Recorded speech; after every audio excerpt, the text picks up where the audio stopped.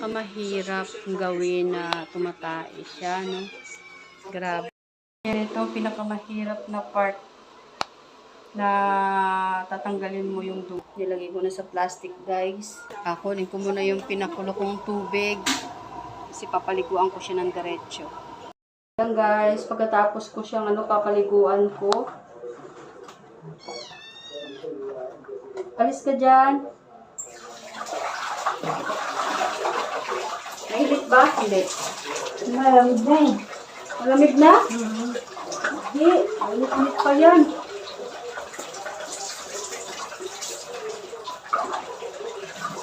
Yan. Ganon. Kahirap ang pag may edad ka na, pag tumanda ka na, pabayaan ka na ng anak mo. Kawawa. Hindi ka sila eh. Kawawa talaga. Paano na lang kung walang mag-alaga sa'yo?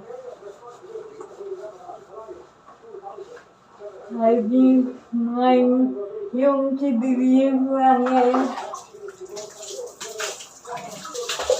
Pababayaan ka na lang nila.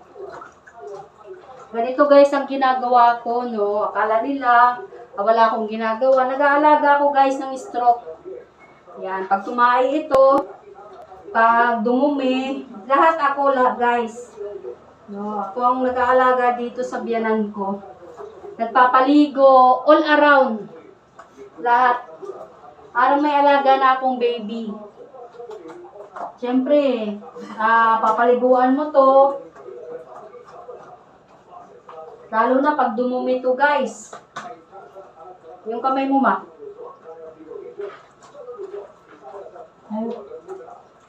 Kabila. Para hindi madumi.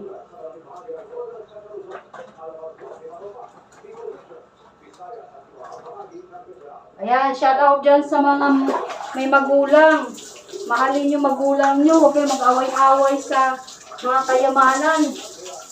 Na pinag-aawayan nyo yung ipaubaya nyo muna sa magulang nyo yung pinagkakakitaan para hindi mahirapan kayo at hindi mahirapan ang magulang nyo. Kasi sa kanya naman yun eh. Tapos ko na siyang mapaliguan at bibihisan ko na siya at lalagyan na ng pampers.